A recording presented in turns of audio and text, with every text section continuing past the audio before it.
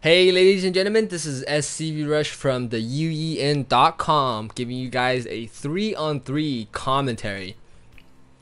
I am obviously going to be playing as the yellow Terran. I always play Terran. My teammate's going to be Machine, the orange, and Topanga is also going to be playing Terran. In this commentary, I'm going to be showing you guys the 5 racks triple Terran Rush. That's a name I just invented, and it's really powerful. I tried the strategy a couple times. It's pretty interesting, or a lot of fun to play actually. My teammate is gonna be one-man Zerg, my mortal enemy, Krytos, and Sunil. So this is an in-house game. We played a couple games before, and I've tried the strategy on them, and they were angry. So they decided to rematch us. So they know the strategy, and they know it's coming.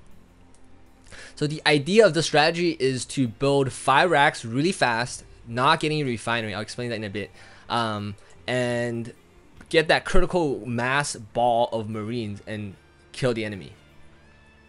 And if for those who are not familiar with technology terms, I was gonna say Starcraft 2 terminology, critical mass means that it means that if you have a ball of marine, when you have critical mass of ball marine, that means you can kill the enemy's units before they can even reach you. That's what critical mass means. Similar to a tank critical mass. If you have about 8 tanks, pretty much will decimate any number of units coming in with proper support and not lose any units. So that's what critical mass means.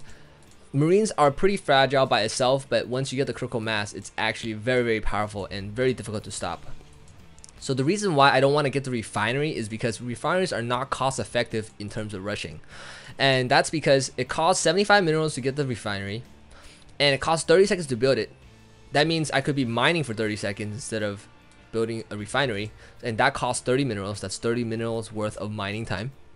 So it costs 125 to actually get that refinery up early. I could be either putting it on the new barracks, or I could be doing something else like upgrading my orbital command. So to actually get a reactor on the barracks is way better to actually just build another barracks, because it costs 175 minerals and 50 gas to actually get that reactor on, at least for the first reactor. And if you want to rush, you just want to get a lot of barracks and just go in and rush. So Machine is also his name is extremely funny because that just gives away our strategy. Machine, the marine machine, I guess. And they know this is coming, so one-man Zerg is being very clever here. So he's getting his roach den, so he could get roaches to counter our units. And Sunil's getting quite a few zealots for tanking. And Krytos is also getting 3 barracks, although I'm getting my 4th barracks. Yes, so everyone's just massing a load of barracks because that's cool. That's quick action, quick game, lots of fun. And yep, this is a custom game, so we're not really placed or anything, but everyone is pretty high ranked. I'm in diamond, Topanga is in platinum, Machine is platinum, Sunil's diamond, Krytos is diamond, and one-man Zerg is obviously diamond. He's getting a couple roaches, getting actually a lot of roaches, I bet. Let's see, overlords, interesting. So yeah, mostly roaches, and Krytos is getting the tech lab, or the shield and the stim pack. And all I'm doing here is just massing marines. I don't really care about the upgrades. If I get the upgrades, I'll just produce less marines, which is not cost effective. I just want to get as many marines as possible so I can get that critical mass ball of marine and march on their face. So they don't actually know this is coming, but it's very difficult to stop. And I did lose a couple games earlier with the strategy, but generally it's very interesting and a lot of fun. So I definitely recommend you guys trying out the strategy. And report back. Let me know what you guys think and what you guys, how you guys do with the strategy. So I'm not actually doing anything fancy. Machine actually gets greedy here and puts down a 6 racks. I'm not actually sure if he can support it. So let's look at the income tab real quick. You can see that Machine and me, I was gonna say one-man Zerg. Scvrush here has almost 1,000 income. You can see Krytos here, who gets the refinery, has much lower income because his mineral line's not that saturated. Our mineral line's definitely saturated. Let's take a look. You have, yeah, almost saturation here, the full saturation, not the 2 SCV saturation. Every mineral should account for 3 SCVs.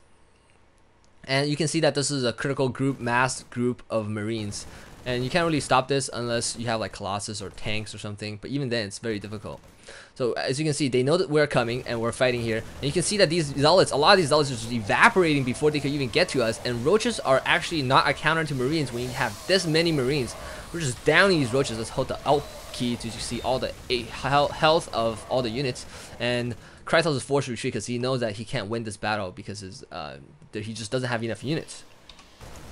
You can see that Kratos has 15 marines. All of us has way more than 15 except MM Machine, because I think he's in the front. So at this point, he's going up the ramp. I know this is a choke here, but a very close ramp. You can see that the Zealot evaporated again before he could even get to us, which is the reason why this rush is so powerful. We just want to hold this choke while we down all the probes.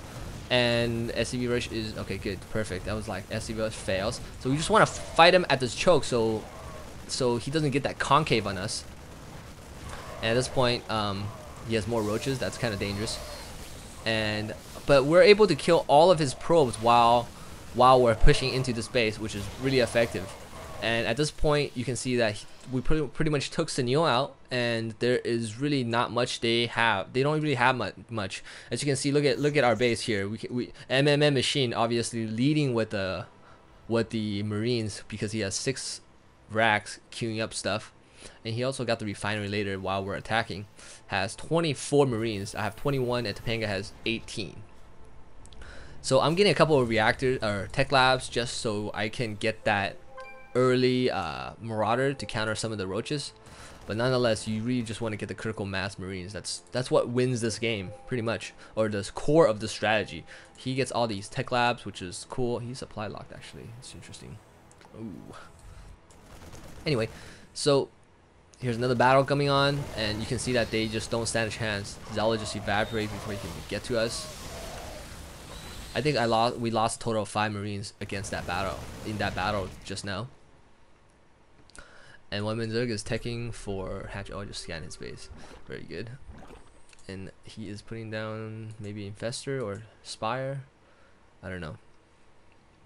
Infestor pit, that would actually hard counter, but it's really, the infestors are really hard to get, so in the early game, so that's difficult to stop a push like this. So as you can see that we're just rolling in with a massive ball of marines. It's just really hard for an enemy to stop. Oh, here we get flanked and he stim packs. That's unfortunate. Stim pack is really good in early game, but only if you have a lot of units. If your units is your army is smaller than the opponent's army, stim pack is pretty much worthless. You don't even want to stim your marines because you're gonna lose so much faster than your enemies. So as you can see, the game is pretty much over right now. We already took down their second guy, and their first guy is barely recovering from that first attack, sending him back to the Stone Age. So let me know what you guys think about the strategy. Subscribe to our channel, and yeah, we have a lot of strategies and build orders and things like that, and look forward to other live audio commentary from One Man Zerg and I. So thanks for listening. This is Scvrush signing off.